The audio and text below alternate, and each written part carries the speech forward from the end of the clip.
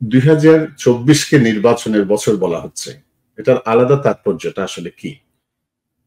তাৎপর্য অনেকগুলো হতে পারে। একটা তো হলো যে বাংলাদেশ থেকে, বাংলাদেশ, পাকিস্তান, ভারত, ইউএসএ, ইউরোপের অনেকগুলো, ইরান, মানে এক নাগাড়ে সারা পৃথিবীতেই সবখানে কোনো না কোনো ভাবে নির্বাচন হচ্ছে, এটা স্বাভাবিক।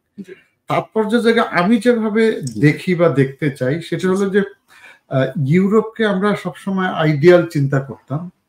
ইউরোপের বিভিন্ন নির্বাচনে ডানপন্থীদের বেশ সাড়া জাগানো উত্থান আমরা দেখছি।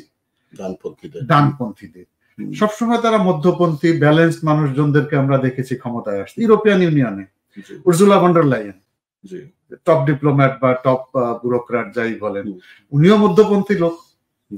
এই জায়গাতে আস্তে আস্তে ইটালিতে হয়ে গেল, বাট যেখানেই হয়েছে, বলকানে, বাল্টিকে, যেখানেই হয়েছে, পোল্যান্ডে, সব জায়গায় আমরা দেখছি রাইটিস্টদের জয় জয়াকার হয়ে উঠছে।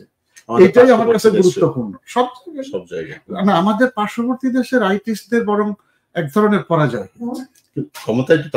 ক্ষমতায় এসছে কিন্তু যেভাবে তারা 400 পার যেটা বলেছিল সেই জায়গাটাতে যেতে পারে, এটা যেতে পারেনি, কিন্তু আছে, হেরেছেন আবার জিতেছেন, দুটোই আছে।